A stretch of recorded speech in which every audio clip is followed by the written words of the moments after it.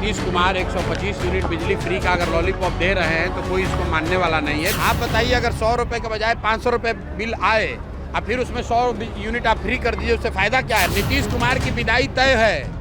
नवंबर के बाद यहाँ बिहार में नया मुख्यमंत्री बन रहा है। बिहार में कानून व्यवस्था की स्थिति लगातार बिगड़ेगी, अभी और बिगड़ेगी। नमस्कार, मेरा नाम प्रिंस मिश्रा है और आप लाइव सिटीज देख रहे हैं। अभी प्रशांत किशोर जो है बांका के अमरपुर विधानसभा क्षेत्र पहुंचे और यहाँ पर पहुंचते ही जनसभा को उन्होंने संबोधित किया और पत्रकारों से उन्होंने बात भी किया। और पत्रकारों ने उनसे सवाल किया कि चुनाव से पहले नीतीश कुमार ने ऐलान कर दिया है सभी उपभोक्ता को जो है 100 यूनिट बिजली फ्री दिया जाएगा। ऐसे में प्रशांत किशोर उन पर प्रतिक्रिया देते हुए उन्होंने साफ तौर पे कहा कि नीतीश कुमार 20 साल से बिहार के मुखिया हैं, बिहार चला रहे हैं। ऐसे में उनको पहले ही ये सोचना चाहिए था। अभी जो जनता त्रस्त है वो स्मार्ट मीटर को लेकर है। पहले स्मार्ट मीटर को सरकार ठीक करे, उसके बाद यूनिट पर चर्चा करे, क्योंकि अभी जिनको बिल जो है 500 रुपया आएगा, 100 यूनिट बिजली माफ़ कर दी जाएगी, उससे जनता को क्या फ़ायदा मिलेगा, उन चीज़ों को लेकर भी जनता काफ़ी आक्रोश में है। और वहीं बिहार में आपराधिक घटनाओं को पर जो है प्रतिक्रिया देते हुए उन्होंने कहा है कि अभी नीतीश कुमार जो है अचेत अवस्था में और उनके नीतीश कुमार नहीं, उनके सटे मंत्री बिहार को चला रहे। पहले प्रशांत किशोर क्या कुछ कह रहे हैं सुनवा रहे हैं। पहले 20 बरस शासन में रहने के बाद, बिहार के लोगों की बर्बादी और बदहाली के बाद अब नीतीश कुमार 125 यूनिट बिजली फ्री का अगर लॉलीपॉप दे रहे हैं तो कोई इसको मानने वाला नहीं है। बिजली के विषय में जो समाज के लिए सबसे बड़ा इशू है वो है स्मार्ट प्रीपेड मीटर का, जिसकी वजह से हजारों परिवार अंधेरे में जी रहे हैं और प्रीपेड होने के वजह से लोगों का बिजली एक दिन भी अगर पैसा नहीं दिया तो कट गया। दूसरी जो समस्या है कि बिजली का बिल गलत आ रहा है। आप बताइए, अगर 100 रुपये के बजाय 500 रुपये बिल आए और फिर उसमें 100 यूनिट आप फ्री कर दीजिए, उससे फ़ायदा क्या है? लोगों का तो उससे नुकसान है। जनता इस झांसे में आने वाली नहीं है। नीतीश कुमार की विदाई तय है। नवंबर के बाद यहाँ बिहार में नया मुख्यमंत्री बन रहा है।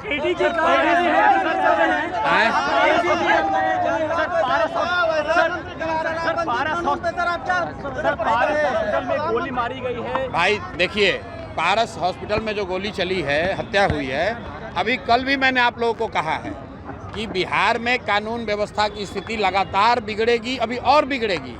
इसलिए बिगड़ेगी कि पूरा पुलिस प्रशासन तो शराब से पैसा कमाने में, बालू माफियाओं के साथ साठगांठ करके पैसा कमाने में, घूस लेने में लगा हुआ है। जितने मंत्री हैं, जितने सरकार के लोग हैं, वो ट्रांसफ़र पोस्टिंग में करोड़ों रुपए का उगाही कर रहे हैं। तो आप जब पुलिस वाले शराब और बालू से पैसा कमाने में लगे हैं तो कानून व्यवस्था का काम कब करेंगे? तो ये स्थिति न सिर्फ अभी बिगड़ी है, आगे भी बिगड़ने वाली है। सरकार का इकबाल ख़त्म हो गया है। नीतीश कुमार मुख्यमंत्री के तौर पर काम नहीं कर रहे हैं। उनकी शारीरिक मानसिक स्थिति ऐसी नहीं है।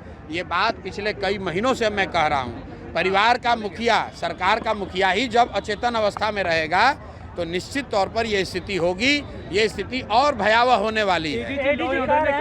किसान अभी इस समय जो होते हैं वो फ्री होते हैं, इसलिए अपराध बढ़ रहा है। अब एडीजे लॉ एंड ऑर्डर को अगर ऐसा लग रहा है कि किसान जो है वो फ्री है इसलिए अपराध कर रहा है, तो ये उस अफसर की मानसिकता को दिखाता है, सरकार की मानसिकता को दिखाता है और ये बताता है कि बिहार में स्थिति दिनों दिन क्यों खराब हो रही है।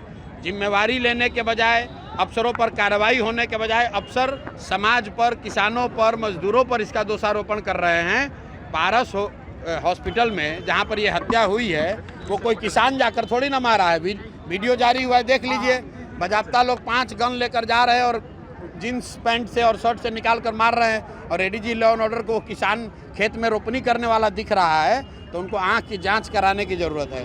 खान सर ने कहा है कि शराबबंदी की बात करने वाले लोग बेशर्म हैं। अब ये खान साहब का अपना ओपिनियन हो सकता है। कल प्राइम मिनिस्टर मोतिहारी आ रहे हैं, क्या कुछ कहेंगे आप? क्या डिमांड है? भाई प्राइम मिनिस्टर साहब मोदी जी चौथी बार आ रहे हैं।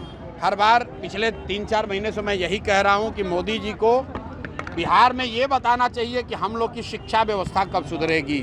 मोदी जी को ये बताना चाहिए कि बिहार से पलायन कब रुकेगा। मोदी जी को ये बताना चाहिए कि यहाँ रोजगार फैक्ट्री कब होगा ताकि बच्चों को गुजरात और महाराष्ट्र 10-12 हज़ार रुपये के लिए न जाना पड़े। बाकी की जो बात कर रहे हैं मोदी जी कि एक ट्रेन दे देंगे, एक रोड बना देंगे, इसकी हम लोग को ज़रूरत नहीं है। ये हम लोग सब अपने से कर सकते हैं। हम लोग के बच्चों के लिए रोजगार होना चाहिए, पलायन बंद होना चाहिए। 2 रुपया कम मिले लेकिन बच्चे अपने परिवार के साथ रह सकें, लोग अपने परिवार के साथ रह सकें, पढ़ाई कर सकें, रोजगार कर सकें, लोगों की ये इच्छा है।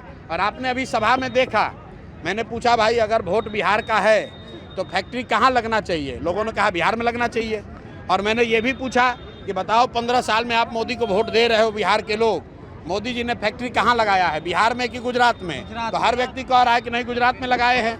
और फिर मैंने लोगों से पूछा कि ये आपको आगे मंजूर है, तो लोगों ने कहा ये मंजूर नहीं है, अब ये नहीं चलेगा कि आप वोट बिहार में लीजिएगा और फैक्ट्री गुजरात में लगाइएगा। बिहार में बदलाव होगा, बिहार में जनता का राज होगा, बच्चों के लिए शिक्षा रोजगार होगा। तो आपने प्रशांत किशोर को सुना ना, उनका साफ तौर पे कहना है कि बिहार में जो आपराधिक घटनाएं घट रही है उन चीज़ों का जिम्मेवार जो है प्रशासन है। और प्रशासन जो है उगाही में व्यस्त है, बालू का हो या शराब का हो, सभी चीज़ों में जो है पुलिस उगाही करती है।